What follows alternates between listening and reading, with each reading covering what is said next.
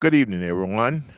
Welcome to Bright Lights, your weekly, I call it an excursion into the world of achievement and achievers, where each week we bring you an achiever to tell you their stories and how they overcame obstacles and challenges, how they set goals and the sacrifice they made to reach those goals. And I'm pretty consistent in my belief that we all can be whatever we want to be once we set a goal and put our minds to it. And it normally takes a certain amount of, thank you, man. It normally takes us my certain amount of tenacity to do that. I got some great staff here, and every once in a while I mention them: Sasha, Joe, Ava, Jim, Curtis, and here in the studio, my man Studio Matt, and he just adjusts the lighting for me, and he looks after me. And so I got a lot of people looking after me on this podcast, and I really appreciate it. Um, so once again, coming to you from our studio here live in North Minneapolis. Another great day in the hood, a blessed day in the hood.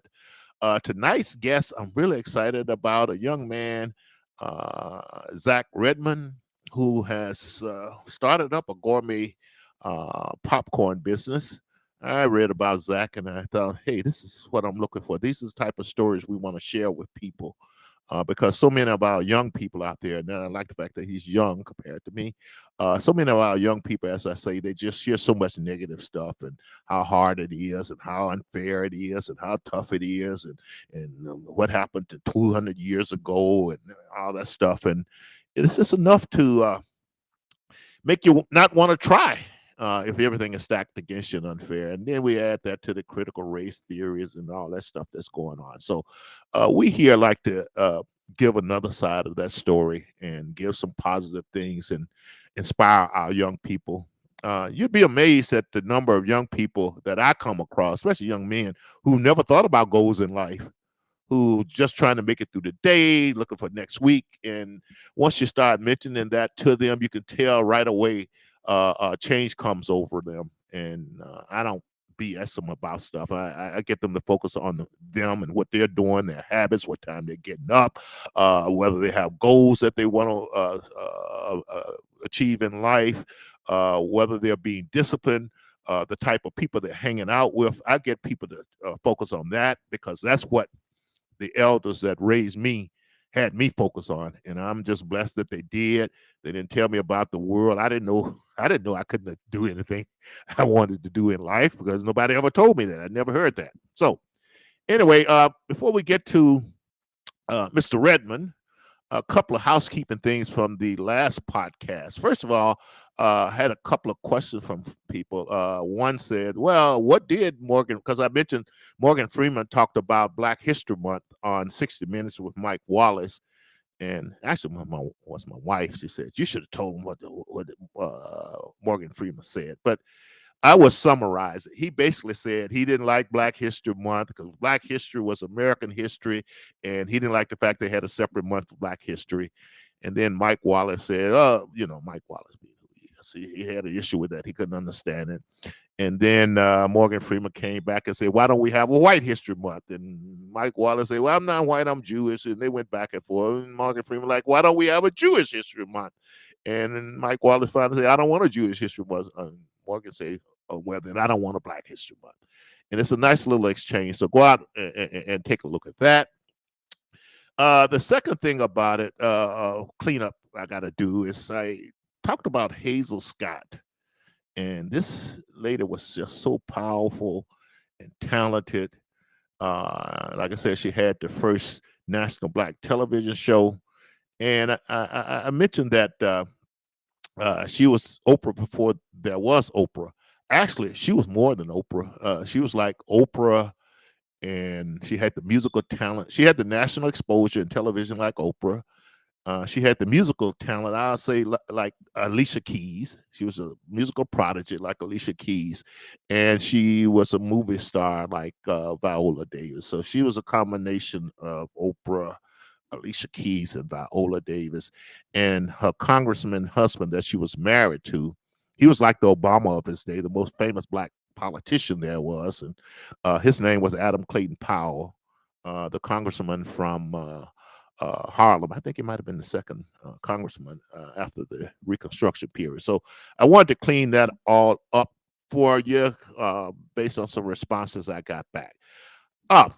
So let's wrap it up. And we talked about two-parent families, and I was reminded of the study that Senator Patrick Moynihan did back in the mid 60s, early 60s, called the Negro Family and the Crisis for National Action. And I think at that time, 25% of Black children were born out of wedlock.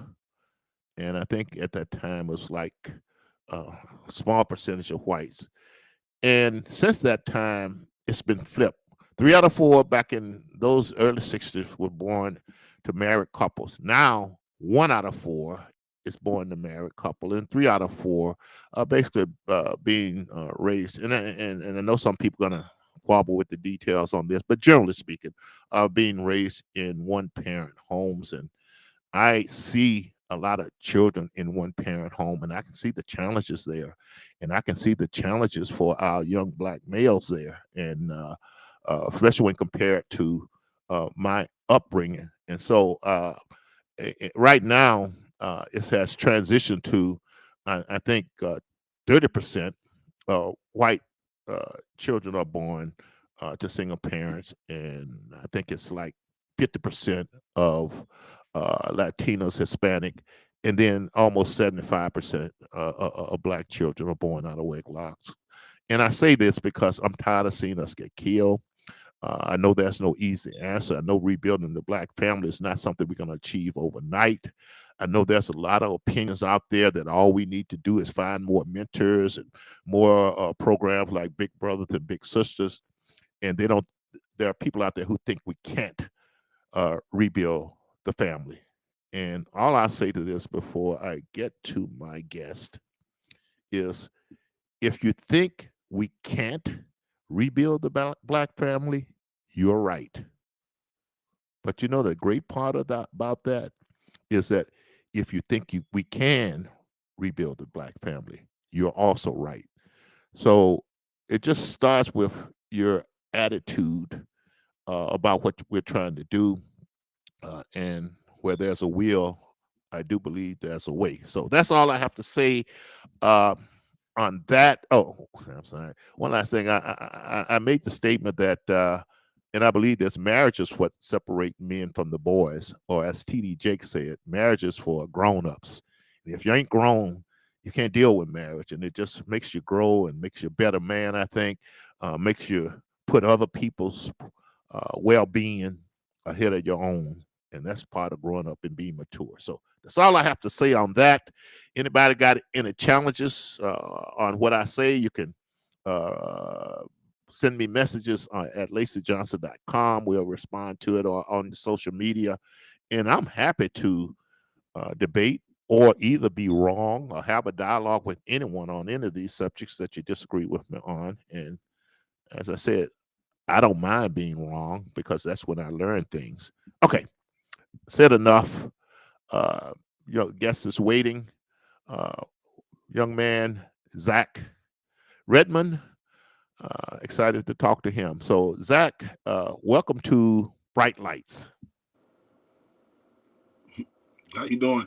I'm doing very well. And normally, just so our audience know, we do chat a little bit before we come on the air here.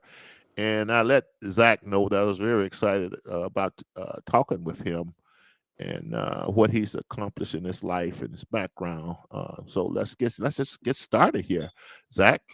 Okay, so tell us about yourself, Zack. I guess those who are familiar with my podcast know that one of my favorite poetic verses is, "The child is the father of the man." And so we want to learn a little bit about Zack, the child, before we get into all the great things that Zack, the man, has done. So tell us about your childhood, Zack, where you grew up. Well, first of all, where did you grow up at? And tell us a little bit about your family growing up. So I'm originally from Gary, Indiana. My mom moved us to Minnesota in '96.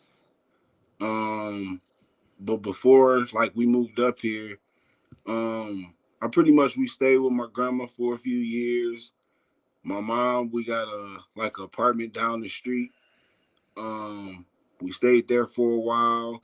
There was a lot of stuff going on. It was gang violence, drugs, just a lot of just nonsense. So after my cousin passed away, which was kind of like the straw that broke the camel's back, and then we moved to Minnesota, and my mom got us away from the negative, and we went to school, you know, got good grades, was pretty popular kid, just because I talk to everybody, I get along with pretty much everyone. I'm not the type to think I'm better than anybody. I'm a really humble guy, so um that's pretty much like how we got here to Minnesota. And then my mom just worked a lot. We helped raise my little sister. um just being like a normal kid. We had a nice upbringing. It wasn't anything crazy besides when we stayed in Gary, but other than that, Minnesota was it was cool. Yeah, Gary is known as a tough little town. Yeah. I know sometimes refer to it as little Chicago. Well, now a couple of things. First of all, you mentioned that your cousin passed away. Was it a result of some of the street life, or did he just pass away from medical condition? Well, so my cousin that passed away, the one, so he passed away through the like street stuff. Okay, He just some stuff happened. I really don't want to like talk about it too okay, much, but I yeah, like understand. some stuff happened. Some like dramatic stuff, and just kind of was like, you know what? My mom was like, we gotta leave. Like Right, it can't. She wanted better for us. So right. when I was young, me and my brother, we used to always sit in the room and tell ourselves like we're not gonna be those two kids that put our mom through nonsense, which is gang banging, being in the streets, selling drugs.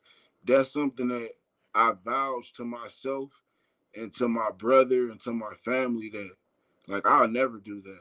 That'll never be a thing that you'll hear about me or my brother. Because I got an identical twin brother named Zack Redmon, and he cuts hair. Okay.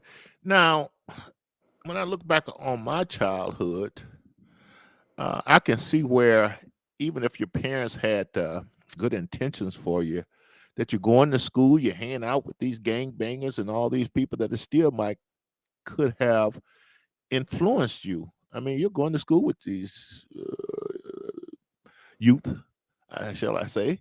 How did you escape? It's still not influencing you. Your mom must have been a pretty special lady, and but basically, how did you escape, and what does that say about how special your mother was? So, Is let's just say. oh, so yeah, so her name's Ronna Faye Morris. Uh-huh. Um, but like honestly, man, just seeing my mom work so hard and bust her butt and do the things she was a superwoman in my opinion. Yeah. Yeah. She's rare, and I'm not just saying it because she's my mom. She's a very rare woman, and like she didn't play. She ran the house with an iron fist. um she made sure, just because I'm a woman, don't think I won't, hey, don't think I Mm-hmm. won't kick your butt. Mm-hmm. So that, and then on top of that, just like I said, like I vouched to myself. Like I used to tell myself, my mom would tell you, I used to tell myself when I was like 10, 11 years old, Mom, I'm the man of the house. I'm the man of the house. So I used to do like Mm-hmm. help her bring groceries up. I'm still super protective of my mom. I don't, that's my baby. I lost my dad maybe 6, 7 years ago. So, and that was my homeboy. Like me and my dad was like this. So it Mm-hmm. was like I always felt like, no matter what, I wanted to be that gym from my parents. I wanted to be that kid that they could see that, like, no matter what's going on around me, I would never be influenced by negative. Because my cousin we lost in Indiana, we lost him to a negative reason. He was a very good person. He had a good soul. He had a good heart. It's just the things he got tied up into. The streets don't care about you. They don't care about your family. They don't care about the person you are. Is the streets are the streets. Like my dad said before he passed. He said, Zach, the game don't change. The players just get younger, and that's exactly what's happening now. I'm almost Right. 40. I'm Right. 36. But now I'm starting to see the youth. They're so lost and misguided, and I Yeah. feel like I'm at the perfect age where I could teach, I can show them the way, I can guide them, I can give them a blueprint to be successful, regardless on if it's popcorn, you selling shoes, you do art, you make cakes, whatever you do. You just got to be good at what you do and give it your all. And Yeah. that's all I tell people. I started with a small dream and look at where I'm at now. And it's due to the fact that I'm a humble soul and I don't expect anything from anybody. Only thing I do is just walk, in the right direction as far as, if I feel like I want to be treated this way, then I'm gonna treat this person this way. But I'm not a disrespectful person. I'll give you the shirt off my back. And that's just because that's just how I am. So Well, that's where your blessings come in at. And that's why you are where you are today. Now, you mentioned that I think you said you moved to Minneapolis in 1996. Did I remember that yes, right? sir. How old were you? I was 9. You were 9. Okay. So you moved to Minneapolis. Your mom is trying to find a better life for you. How did you feel about the move to Minneapolis when you first got here? And what difference?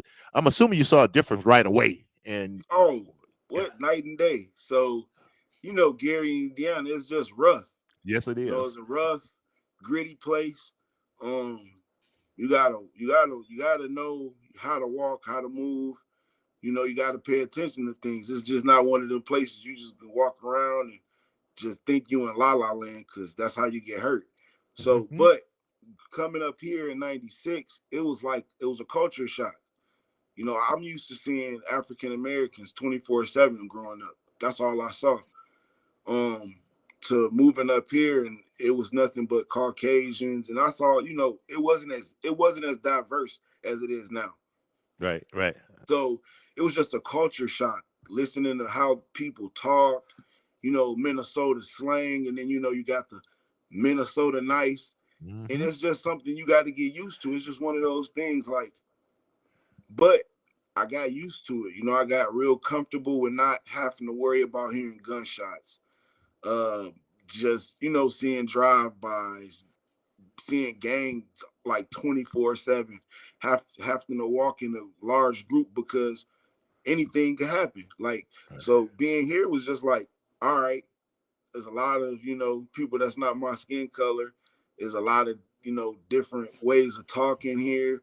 But other than that, like, I was happy. Like, I'm just happy that my mom made that move to get us here, because honestly, if I was in Gary, I don't know where I'd be at right now.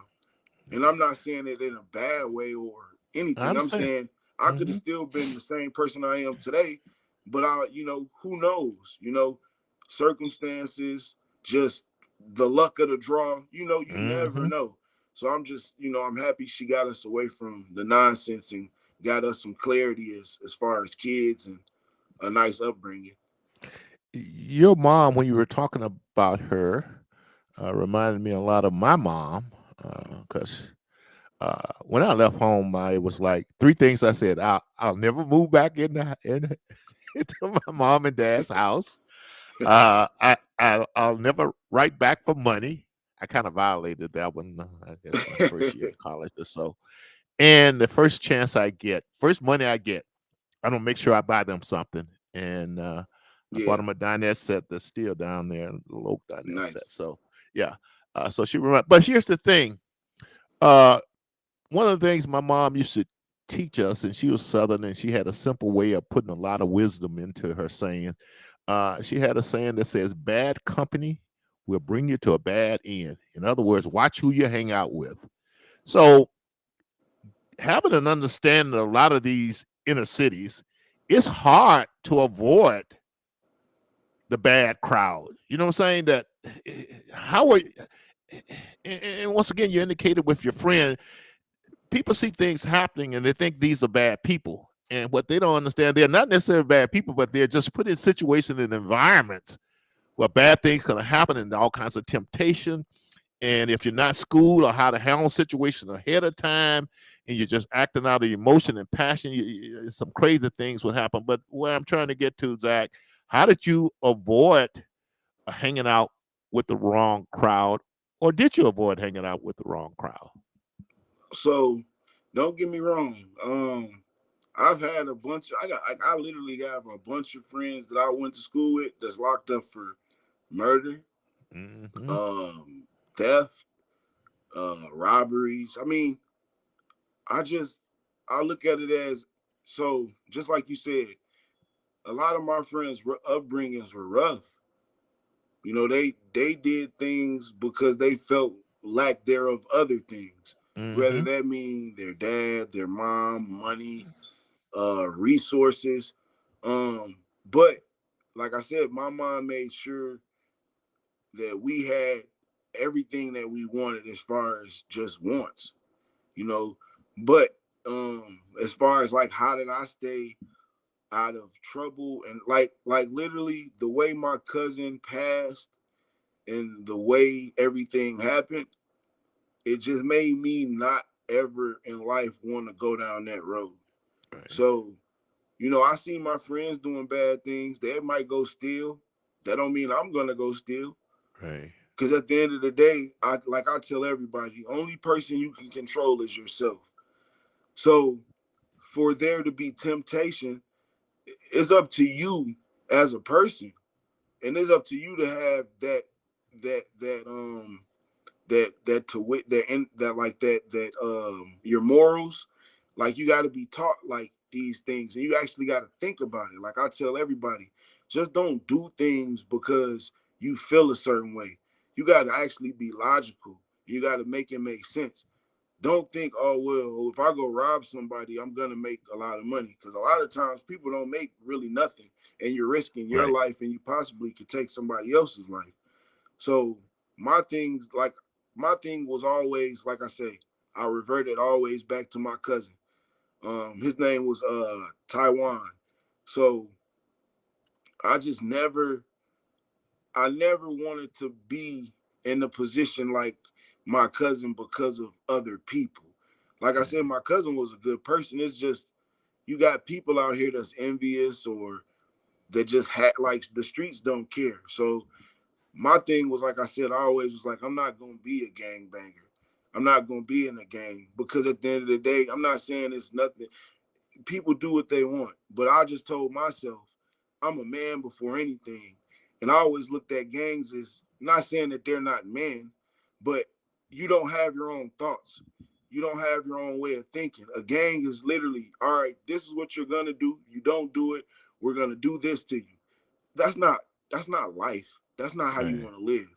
You want to be a free spirit. You want to walk and be able to not worry about, oh well, these people wear this color, I can't go over here. Like, that just never made sense to me.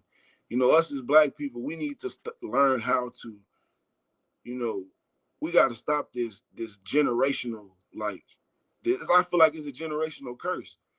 People have family issues that, like, they literally bring on to their kids because of Yeah. either gang issues or street life, which that's not fair to. How are you expect a kid to grow up with the right mentality when you're teaching them to hate another person because of some previous issues you had, or a loved one you lost? Yeah, you can't bring back a life, but what's the point of keep taking lives? Because you're not, it's not gonna make you feel no better, you know. Yeah. So I just look at life as like, we all gotta, you know, like I said, I gotta start. I want to be the start of the change. And if that means, you know, I keep planting these seeds in these young kids and these young African American males, and I'm trying to show a lot of them we need to learn how to put our egos to the side, because that's, I want to say, one of the biggest issues with black men in general. Our egos are terrible, and we don't know how to agree to disagree and move on with subjects versus arguing and try to prove I'm an alpha male or I'm big or I'm bad. Right. Sometimes, you know what, you might think a certain way, I might think a certain way, but we don't got to argue and hate each other or come to blows because we don't agree on something. That's Right. literally what a lot of stuff boils down to. So my mom told me just to, you know, think rational. You know, don't just fly off the handle and do something you're gonna regret. So every move I make in life, I do it and I think about what the repercussions of it can be, and how far, can I go with this, or how much can I help somebody. It's all calculated. Right. So that's my thing. I want to teach more young men how to be calculated with how we think, and more, being more able to articulate ourselves and understand that we're not always going to see eye to eye, but that don't mean I hate you as a Right. person, you Well, know. there's a lot of wisdom in what you're saying, young man. When I work with young men, I often have them write down, because a lot of it is thinking ahead of time what you'll do in a certain situation. Write down 5 or 10 things they'll never do, so they can think about it ahead of time. No matter what happened, I'm not going to do this. And you'll be amazed at how effective that has been in working with these young men. So I really am impressed by just what you were born with.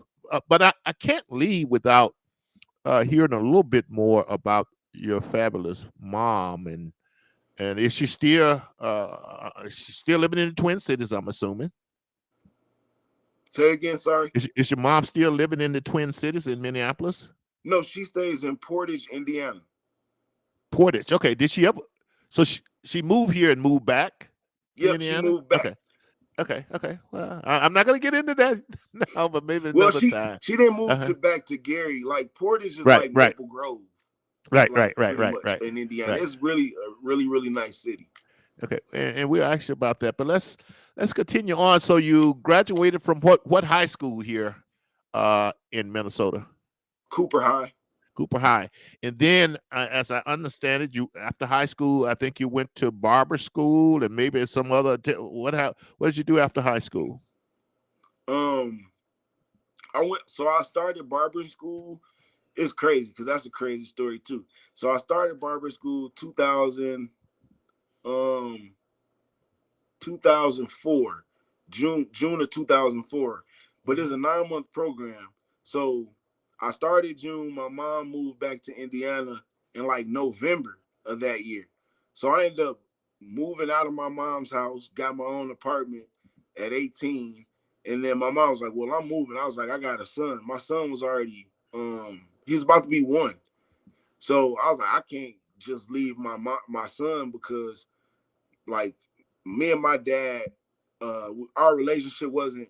I'm not saying it wasn't the greatest because of him. It was just because I was young, and being a young man, we have a lot of built up anger and animosity, and not knowing or understanding the situation.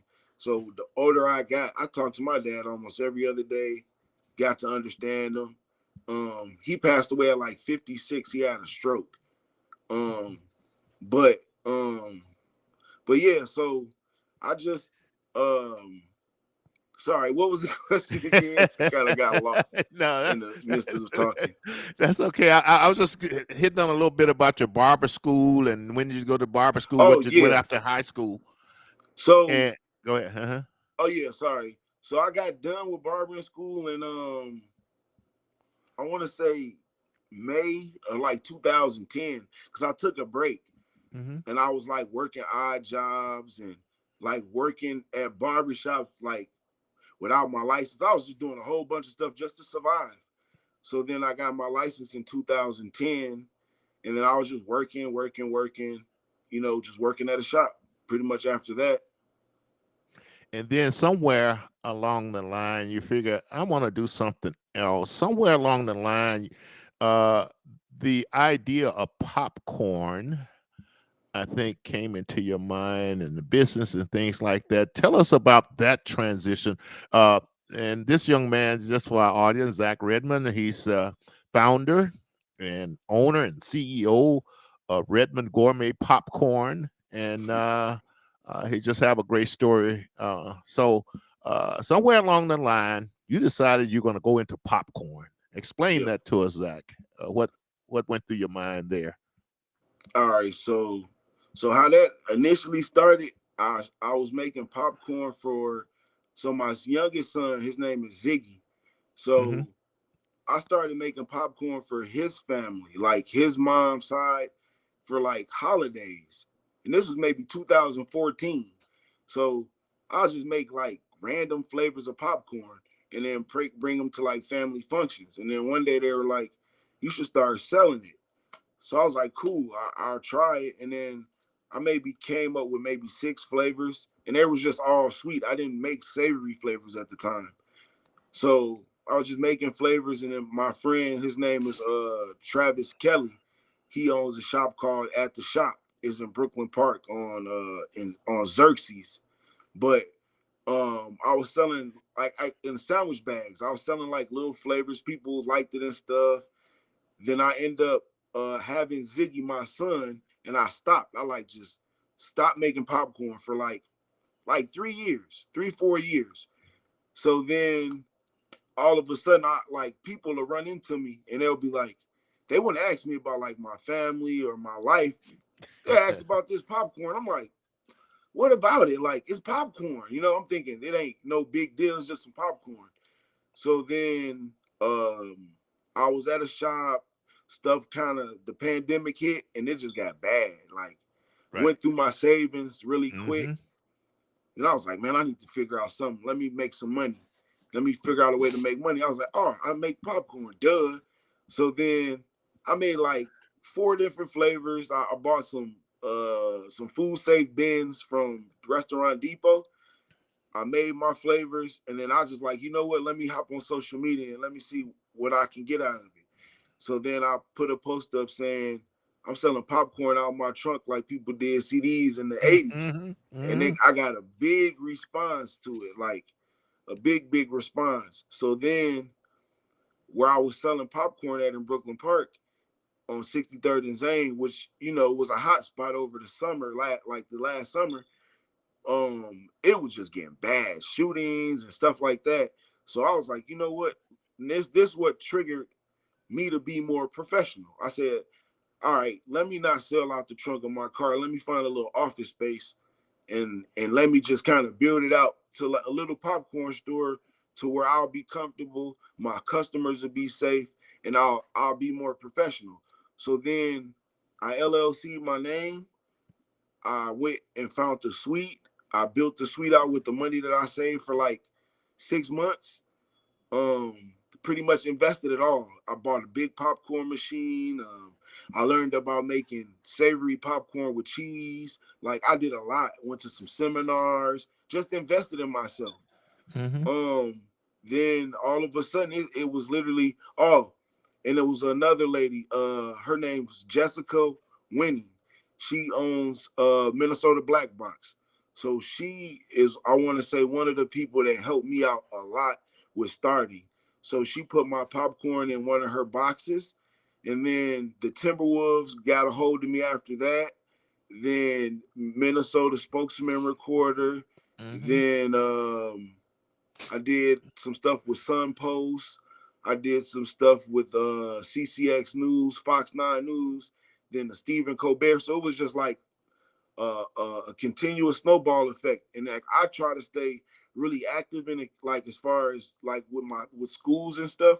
So I Mm-hmm. did is a thing called what's it was some scholars. It was with Robbinsdale, but I went to the Minnesota Science Museum and I served over 600 people with popcorn. Me, my nephew, and my other son. And then after that, the Stephen Colbert thing happened.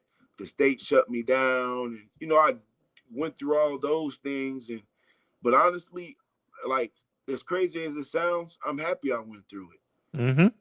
because now I could teach these young entrepreneurs the steps they need to take as far as in the food industry or starting a business, the loop, the getting through the red tape, because a lot of us is afraid of the unknown, and that's what scared me. Like when I was gonna first open my suite, I'm not gonna lie to you. I talked to the people. They gave me like a 48 hours to like figure out what I was gonna do. And I was like stressing. I was telling myself, like, I don't think I'm gonna do good. Like I was worried about failing. And then my mom was like, just go for it. Like, just go for it. You know, that's a lot of our worries and us being afraid of the unknown. Sometimes you just gotta walk by faith and believe in yourself. Mm-hmm. Mm-hmm. Regardless on, because I'm a big believer in this. If you fail at something, you're not really failing because you're learning. Mm-hmm. You're not failing at anything. Mm-hmm. You're just learning a new way to live your life or a new way to do things. If it doesn't work for you, it doesn't work for you. It doesn't mean that you're a failure. It just means that you might have to find another thing or another, something else that you're more passionate about. Like I like cutting hair, but I love making popcorn. Like it's not a day where I work because I'm doing what I love. I do this. Like I like for people to come in and try my popcorn, and they're like, I didn't think it was gonna be this good. I'm just like, well, I do it out of love for it. I don't do it like I always told myself. If I make popcorn, I'm gonna make something that you can't go buy at a store. There's no point, I Right, don't want right, to right, be. I don't want to be a revolving door. right, I right, want to be a nostalgic thing. I want to be something that say when your kids are or my kids when they get to in their 20s and 30s, I want my flavor of popcorn to be a taste that brings you back to when right. you're at a certain time in life, because that's what food does. It just Yes. you'll have some food like, oh, that tastes like my grandma's food or my mom's food.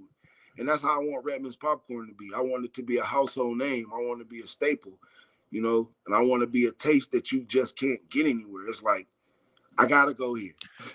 I love it. That's a lot to unpack here. Uh, First of all, I read somewhere that you've always loved cooking. Yeah, True? yeah. Okay. And do you remember how old you were when you started cooking? Uh, honestly, I was maybe probably about when I really got into it, about 11, 12, Yeah. somewhere around there. Like I used to always be that kid in the kitchen with my mom. Like, what's that? What you putting in there? Me too. And Yep. then, Yep. Yep. so honestly, too, when I was in high school in Cooper, my 11th grade year, I did no, sorry, my 12th grade year, I did the college I went to high school half the day, and I went to culinary art school at Hennepin Tech the other Oh. half of the day. Okay. Okay. Yeah. And then the year prior to that, my 11th grade year, I worked in the kitchen. So I did the work program. I went to Cooper and I worked at Armstrong in the kitchen as like a server. So Right. it's just food's always been, I guess, in my life. I just never really thought about it, but And this is kind of like a digression here, but I gotta ask, while you're doing all this, you're still a young teenager. What are you doing for fun? Why in the few hours you had for fun? What is, you were working, going to high school, going to culinary art school, working a lot, had all these great ideas, but you're still a young man, young teenager. What were the type of things, uh, safe things, healthy things you did for fun back in those days, Zach? Or honestly, did you have fun? I mean, you might just worked all the time and that was your fun. well, just being a dad. Like, before me being a dad, but before that, like, I played basketball. Me and my brother played basketball like a lot, a lot. I used to play traveling ball so I played basketball from fourth grade till almost 10th grade. I played ball. That was my life. Like me Hmm. and my brother traveling all over Minnesota, going to nationals in Florida, Illinois. So basketball was my passion. And then my my ninth or no, my ninth grade year, my cousin, we had a cousin named Jeff, and we used to go and train with him in Indiana in the summer. And he ended up passing away. And I literally lost passion for like basketball. I didn't want to play no more. And then I got my first job at 14 working for a company called Tree Trust. Mm-hmm. And I fell in love with working after that. I just like working and being able to, like, I got my first check I'll never forget was like $170. I was making like $5.60 an hour. And my mom, it was funny because I got my check. Like, Mom, can you take me to cash it? Took me to cash it. She was like, all right, now get your deodorant, get some quarters to do your laundry. I'm like, what? Like, what's all this about? But it was teaching me how to be a man. So it was good. One other little thing I'm curious about. You start making all these different flavored popcorns.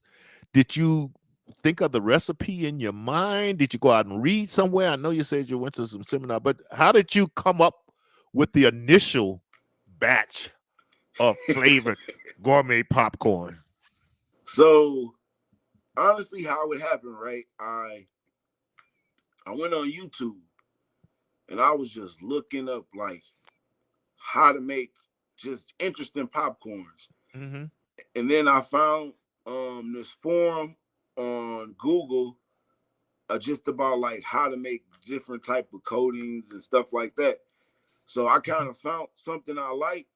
I tweaked it a little bit to make my own kind of base. I got like a base coating and I just ran with it from there. So it's like literally everything I could add to it. Um, it's just my little thing. People been asking me, man, how do you get it to? It doesn't get soggy. It doesn't get this. I'm like, I can't tell you. I Is mean, it a if I family told secret? you Yeah, it's like the kernel in a secret recipe. Uh, now, the first time you made this gourmet popcorn, I'm assuming you did not have any type of commercial equipment or big pots or anything like that. Well, what did you pop this? What? Well, that's not say pop because it's more than pop. What did you use to make this gourmet popcorn when you started out? so I originally was using bag like microwavable popcorn. You have to put the Oh, meat okay. bag in and do it that way. Uh-huh, uh-huh.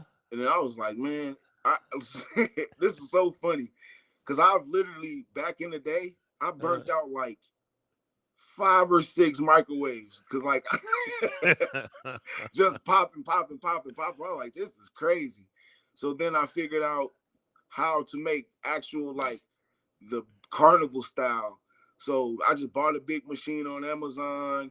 I'll go to a distributor to get these a certain type of kernel because a lot of people don't know is they have like 4 or 5 different popcorn kernels. They got Mhm, butterfly, mushroom, hybrid, some other stuff. It's crazy.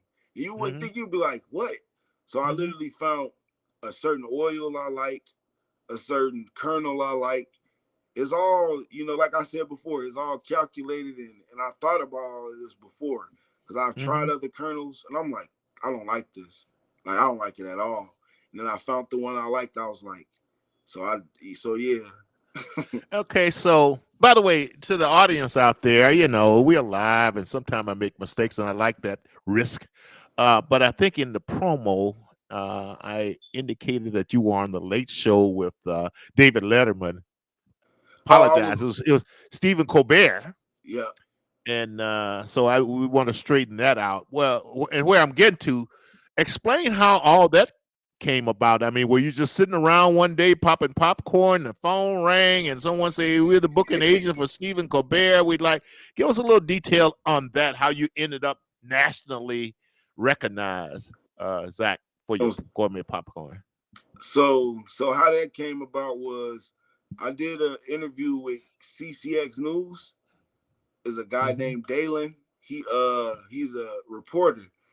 So he did his first story on me, and somehow, some way, uh, CBS ended up getting hold of that interview. So they Ah. called me in May, and like so, my thinking is this, right? I'm sitting there, I get an email. It's like, yeah, there's such and such from CBS. We want to know if you want to do a commercial, da da da da. So in my head, I called my mom. I said, Mom, I think some people trying to like scam me or something. Like, this is not real. You know what I mean? Right, right. So then time goes on. I done a couple of more interviews. Then they hit me up in September. They're like, through email again. They're like, "Are you vaccinated?" I'm like, "What?" I'm like, "Vaccinated?" They're like, "What?" So I'm like, "No." They're like, "Well, we need you to get vaccinated so we can fly you out here in November so we can get this commercial started." So I'm like, "Oh man, it's getting real." So I go get my first dose. Then they come they come to fly to Minnesota 2 days after I get my first dose. So I'm like, "Oh man, this must be real." You know, they're coming. They did some shots of New Hope, came to my shop and stuff. And then they're like, all right, once you get your second dose, we're gonna fly you out to New York for it was supposed to be 2 days. But then I get there, I end up staying for 4 days, which was amazing. And then they flew me out. I was in Manhattan. Then we shot the commercial in New Jersey. Man, it was amazing. It was an eye-opening experience. So Well, yeah. so there's a commercial out there that you're in a well done professional commercial out there, right? Somewhere's that. I'm gonna find that number one. And so, does that mean you were actually live in person as Colbert's guest? No, so Oh, okay.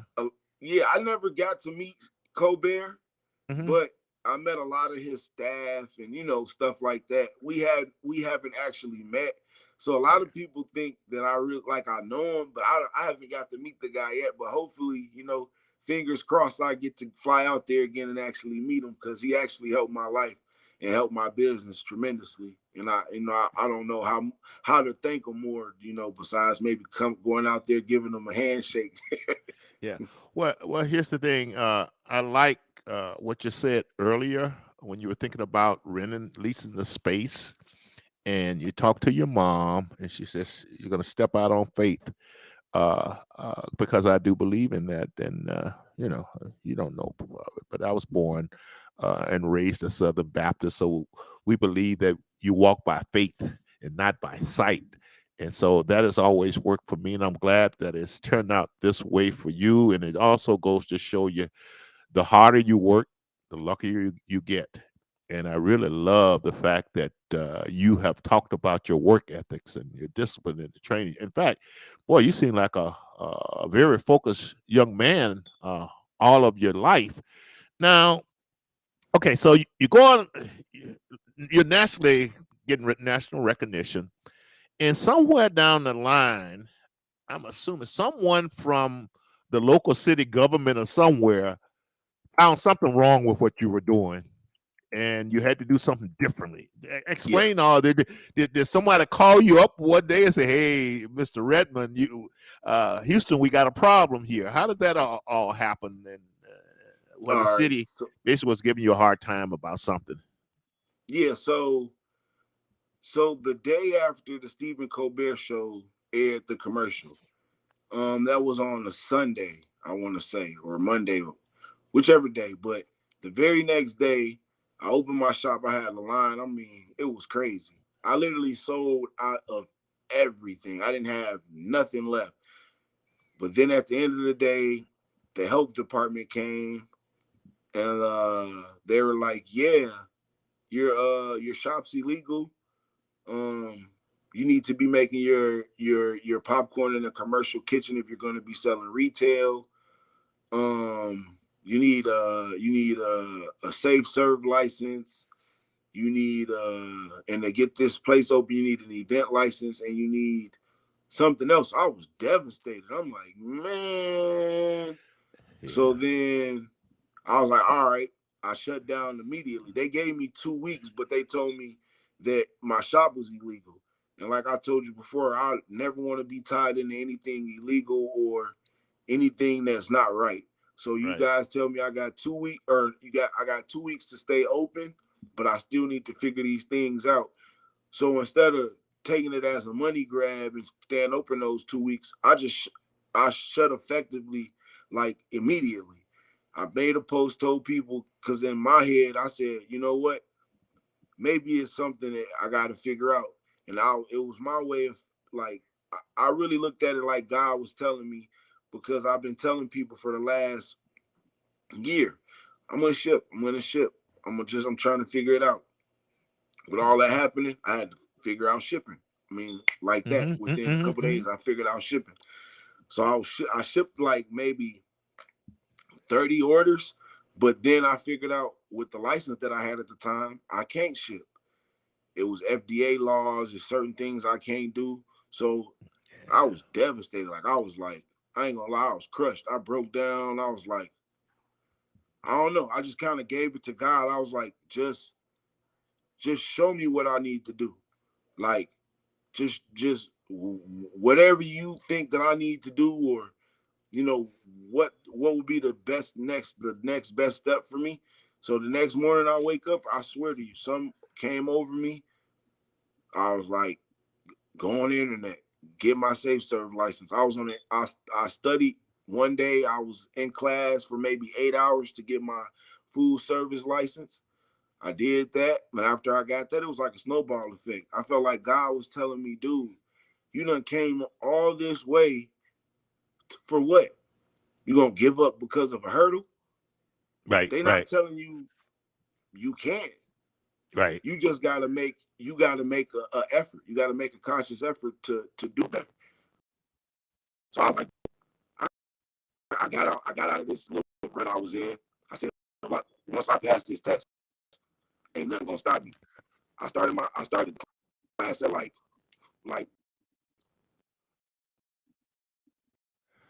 2 in the afternoon. I didn't get done almost one of my tests. Like nobody here but me and God, and I was happy. It was a weight lifted off my shoulder. Zach, And then your Wi-Fi after I signal got that, is decreased. Let's see. my Wi-Fi signal. Let's see. Can we get you? Yeah, it's has decreased on us, and you're breaking up a little bit. But let's okay. You're good there. Let's keep trudging on here, because we got to be tenacious in everything we do, and not give up. Uh-oh, is went. Oh,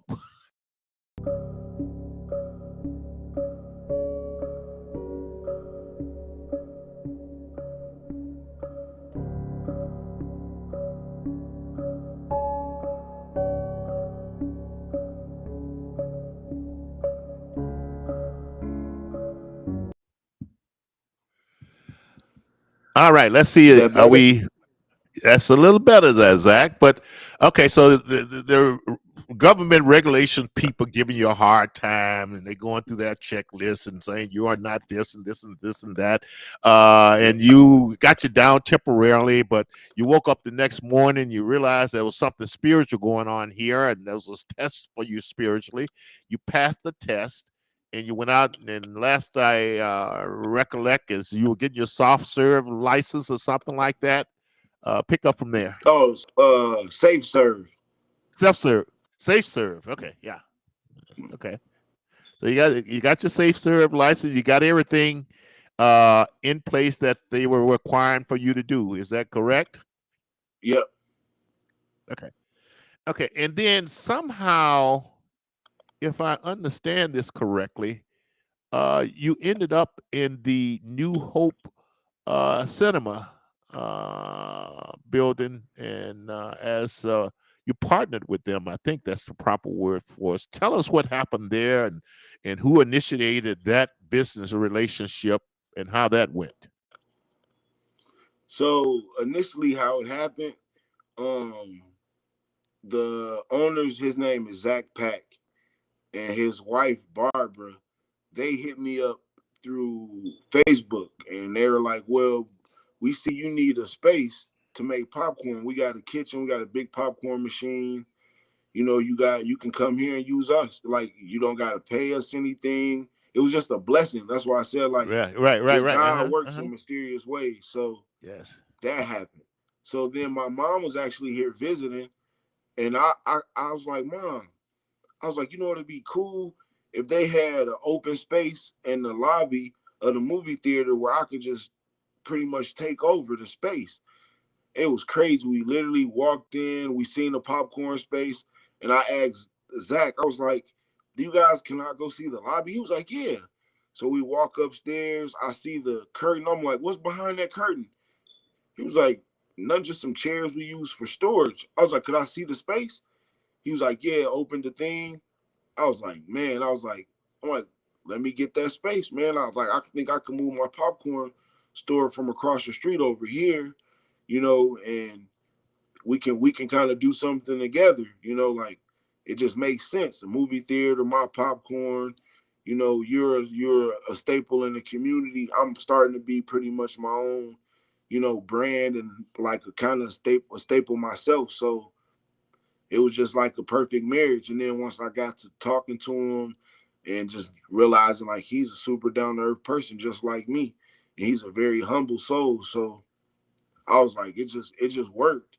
And then I moved over there. I started painting. I laid my floor, and it just came together. And it just, like I said, like God works in mysterious ways, and you never know what He has planned. You just got to keep pushing, and you never know. As the older people say, a closed mouth don't get fed. Right, So right, I said, let me just plant this seed. I planted a seed. I, I asked Zach about the space, and it's crazy. Like I said, it's just crazy how God works. I just really felt like I said that night, he was just like, dude, like you're better than this. You're better than just giving up. Look at everything I've overcame already in the trials and tribulations of my life. So this was nothing. You know what I mean? It was just me mm-hmm. buckling down as a man and being Right, like, you know what? Let me stop looking at it as the state's picking on me, because they're not. At the end of the right, day, right, everybody that has a business, they gotta go through this. So I right, didn't look at it as, well, they're picking on me. I'm a black man, right, and right, I'm right, right, right, no. right, At the end of right, the day, right, it's about laws and regulations. It's not about my skin color, because a right, lot of people were like, oh well, they just want to pick on the black man. No, no, when I'm not gonna let nobody paint that narrative, because right, they didn't pick on me. It was about right, me opening a business that wasn't legit, right, and it was right, just me being overzealous and just jumping the gun. I didn't know. I was selling popcorn out the trunk of my car, and to make my customer safe, I said, let me just get a little office space. So, like I said, right, God works in mysterious ways, and I'm happy that I sat back that night and, just breathe, and I was just being still. As they say, you just got to be still. Sometimes you got to sit and think, and you got to, process it. right. So, You are a great example of what I preach about perspective, attitude, reaction, and tenacity. I call it PART part. And just even the perspective on the regulation people getting on you. There's a lot of people out there with the first thing they would look at and stop at is the race issue. And if you're like me, sometimes it might be that, but that's not where I'm going with it. I'm gonna go right. with, well, like you did. Yeah, well, I am doing what they say I'm doing, and I shouldn't be doing it, and just take it from there. So I really love that, and the fact that you're passing on. Now, some of the challenges out there, and we're gonna start wrapping it up because I respect your time. I do know that COVID had some type of impact, the pandemic, on your business. Give us a brief idea of the impact that the whole pandemic had on your business. Oh, it got real.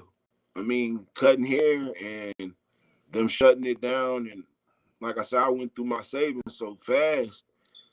You don't think about the money you're spending when you're bringing the money in, but when you gotta fork money out and ain't nothing coming in, you like, whoa, wait, there's Right, a lot right, going on, and I ain't really, just every day you don't think about. So after that happened, I was like, you know what? And then to limit myself from being in contact, as far as close contact with people for like minutes like at a time, like 15, 20 minutes cutting their hair. So let me just make some popcorn, pre-package it, boom. And I could just start, people was pulling up to my apartment. I was running downstairs, dropping off popcorn, boom, boom, like just making it happen. Cause I was like, at the end of the day, stand still, and I don't want to go down that road because you know how easy it is, just to Mm-hmm. do negative. Yep. I go Yep. get I go get drugs, or I can go take from somebody, but that's not Yeah. me. I've never been that person. I'm Right. too, I'm too humble and too like kind-hearted of a person to ever take from anybody. I'll give before I take. So um it just made me look at life in a different light. And it was like I said, I'd be feeling like sometimes God is like, he be like, what you about to do, brother? I mean, you either gonna stand here or you gonna make something happen. I mean, what's up? So Yeah. that's what I felt like. It was just, is you never know what God is gonna bless you with. You just kind of gotta Right. live your life and just live righteously. And I feel like Yep. I've been living life right. I treat people. I mean, I'll treat everybody as best as I can. I can't make everybody happy. That's not Right. realistic. But Right. um, other than Yeah, that, you yeah. tend. Go ahead. I'm sorry. Oh no, you good. Go ahead. I was going to say you tend to get back what you put out. And I Yeah. remember earlier in our conversation, you mentioned that you like all kinds of people and you don't hold anything against them. And I think all that's coming back on you, all your spirituality. A lot of people don't believe in it, but I'm like you. I do believe in that. Um, so you hear a lot of people saying that young man like you cannot succeed in business because nobody gonna loan you money, blah blah blah. How did you overcome? I don't believe that, by the way. If you're looking for an excuse not to get something done, you can always find it. But how did you deal? And I heard you say you had some savings built up, but did you have any issues with the financing, or have you mostly done it with your own money or friends or stuff like that, or have you been dealing with banks and financial institutions about, which of course you want to stay away from if unless unless it's without interest. Let me put it that way. You don't have to pay interest on it. But how have you been financing your business? I heard you mention earlier that you had a savings initially, but let's talk about that a little bit because I hear a lot of people using it as an excuse not to start a business or succeed in business. Well, so honestly, once everything hit the fan, like that Mm-hmm. initial once the state closed me down, that initial day, I had a pretty I had a nice, profitable day that day.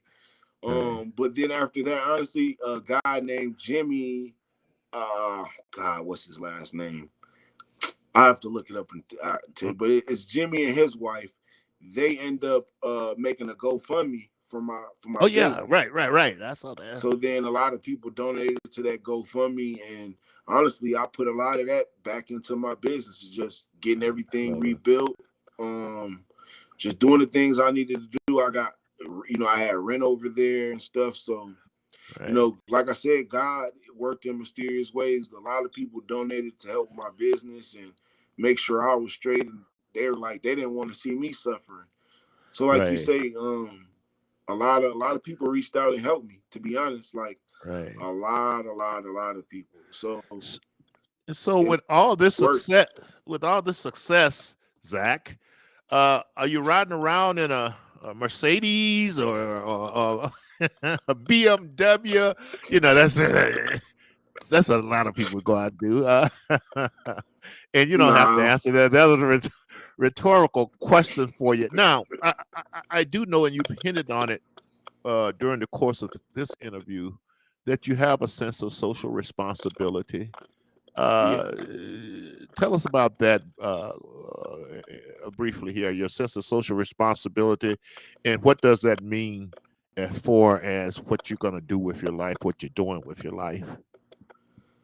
Um, like I said, eventually I want to start some type of nonprofit organization to where I'm teaching uh either at risk youth or just youth in general to learn how to be an entrepreneur.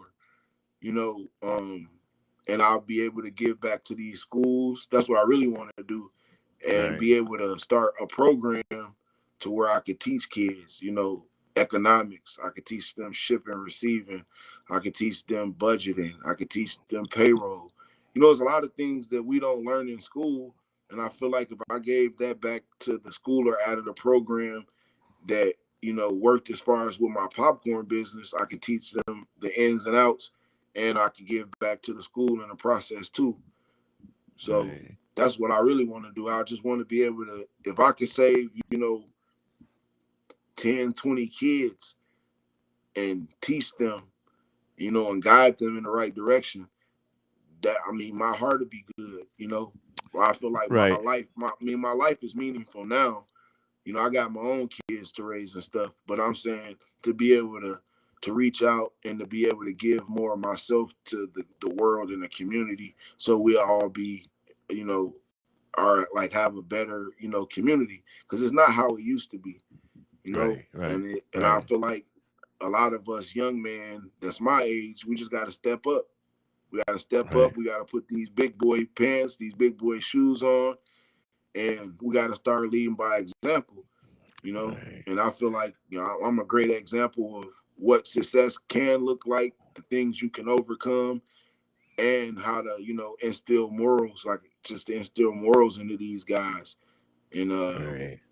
make this So world a better place one step at a time. I love it.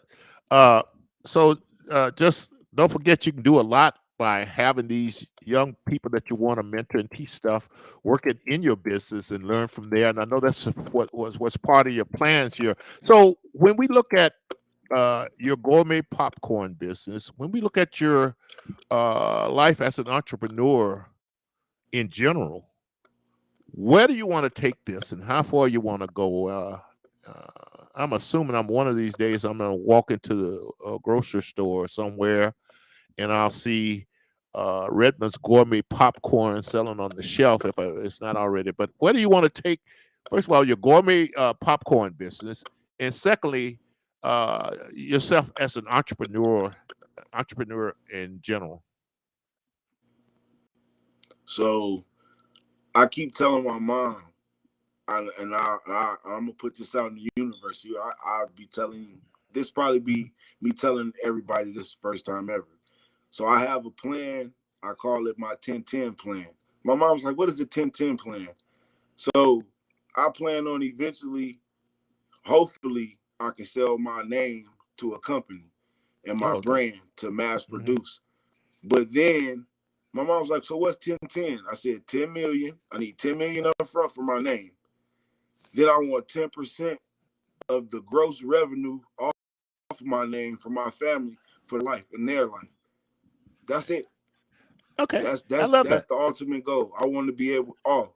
And two, the first thing I'm gonna do when I do get big is I'm buying my mom a house, and that's what I've been wanting to do, and I've been telling my mom that forever. So once I'm in a position financially, my mom will have a house, and everything else will be peaches and cream after that. As long as she's sitting pretty, I'm good. My heart's content. I love it. I'm with you every step of the way here. So I'm going to respect your time here. We're going to wrap it up here. But here's the thing.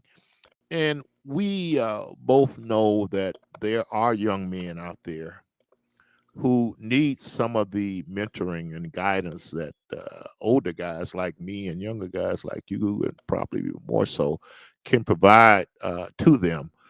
Uh, for all those young, let's say young brothers out there who from a Mm-hmm. similar background, who is surrounded by gangs and drug activities, and who maybe not have the proper mentoring, and who dads might not have been in their lives like yours were.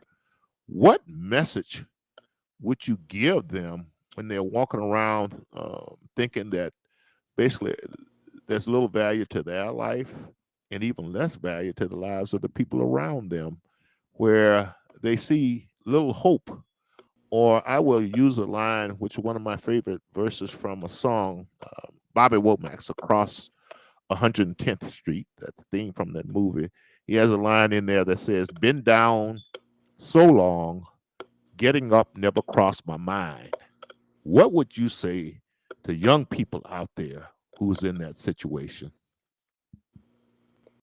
Um, I always said this to myself: everything that I'm going through is temporary. Pain, the struggle, the feeling hopeless. You're valuable. You're very valuable. You're valuable to you. You're valuable to your family. You're valuable to your friends. Don't ever give up on yourself. You got to believe in yourself, and you got to stay true to you. You got to stay true to yourself and do what your heart says, not what you're feeling, like not like what other people are telling you to do. You know, if you feel there's something wrong, don't do it. Don't just leave, you know, because somebody else is doing it don't make you cool. You know, so I was always the type of kid that just stayed to myself and stayed true to me. So that's why I Yeah. say to any of all the kids to stay true to yourself and to do what makes you happy. Yeah. You are a true inspiration, young man. Like I said, great perspective, great attitude, great way of reacting to things, a certain tenacity, spiritual. Now, one last thing we got to delve in just quickly here. And Mm-hmm. you mentioned a twin brother. You Yep. mentioned two sons, at least, I think.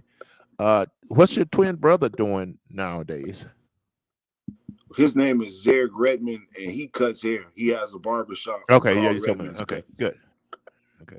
And you have two children. You're going to escape me here on this interview, but I will see you out at your popcorn place. And I'm just warning you right now, I'm like, I'm going to ask you, Zach, when are you going to marry the mother of these kids? Or why didn't you? But we're not going to get on that because I always give young men a hard time about that. But we'll For deal with sure. that in person when I see you.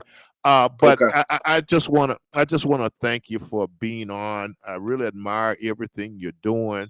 I think you're a good example for everyone else out there from these tough neighborhoods, and there's some tough neighborhoods out there. And I'm like you. I'm trying to give a young man like you and young women like you shoulders to stand on. I tell everybody there were some people out there, men and women, who helped raise me and set examples for me, and I feel like I'm standing on their shoulders. So, really appreciate everything you're doing. I'm gonna come out and try your gourmet popcorn. I really, and we're not gonna get into that here either. It's curious though, in a way, your gourmet popcorn shop is kind of competition to the popcorn they were already popping at that movie theater. And so I mean, isn't it? I mean, they were already selling popcorn. Why would they? And I'm assuming they're making good money off that popcorn. Why would they invite you in to be competition to? Now let's answer that for our audience. Let's not leave them hanging before we go. That's the last thing we're going to answer here today. How is it that they invited you in to sell your popcorn when they're really already selling popcorn and making a lot of money off of it, Zach? Well, they just sell plain butter popcorn, like movie theater I, popcorn. I I understand don't that. sell butter popcorn. Right, but it seemed like you would be a competition to. That would be a certain percentage of customers who, instead of buying their regular butter popcorn, going to want your gourmet popcorn. Am I understanding the business relationship and the logistics of the business relationship and the co-location? Am I understanding that properly? Because when I think about it, I'm like, okay, instead of buying regular butter popcorn, I'm gonna go buy Zack gourmet popcorn, and that's gonna make them lose some money. So, uh, answer that quickly here, and we're gonna let you go, and I'm gonna go too, and let our audience go. Oh no, it's a good marriage, man. Me Oh, and okay, Zach, okay, the owner, we worked it uh-huh, out, man. It's we yin and okay, yang, you know. We make it work. okay. All right. Well, Zach and Zach, uh, thank you, Yep, young man. I will be yep. out there to test your popcorn. Uh, admire everything you're doing. Keep going. I'm gonna look for the day where your name is gonna be a brand all over the place, and I'm gonna say, "Yeah, Zach got his first 10. I know that." Well, Zach got his 10 and 10. And I'm Yes, gonna be sir. happy for you. And keep passing it along. Keep going out there finding other young entrepreneurs, because I don't think it'll ever be fair until it's economically fair. And the only way to make it economically fair is we participate in private enterprise and compete and offer better goods and services that people want to buy. And we risk our money like you did to do that. And anything less than that, I don't know what these other people are thinking. I mean, this is free enterprise, America competitive. And so go out there, compete, get it done. And I look forward to your 10 and 10 and look forward to seeing you in person. So, once again, our audience, Mr. Zack Redmon, founder and owner of Redmon Gourmet Popcorn. Go out and visit the website. I think someone from my show posted that. And once again, this is Lacy Johnson with Bright Lights. Go out to my website, lacyjohnson.com, subscribe, click the bell for notification, go to my souvenir store, buy some souvenirs, and donate to the program. So thank you a lot, Zack, and we'll be in touch. And if there's any way I can help you achieve what you trying to get done, I will do that. Thank you very much. Okay, thank you. Thanks, our audience. We'll see you next week. I'm planning on having, I think, military guests to discuss some of the international things that's going on, strategic things. A Navy SEAL. That's my plan. I hope to bring in a Navy SEAL here and a Harvard-educated young man and talk about that. So thanks a lot, everybody. Lacy Johnson. Tune in again next week. Bright Lights. Go out and visit the website, lacyjohnson.com, and support the program. Thank you very much.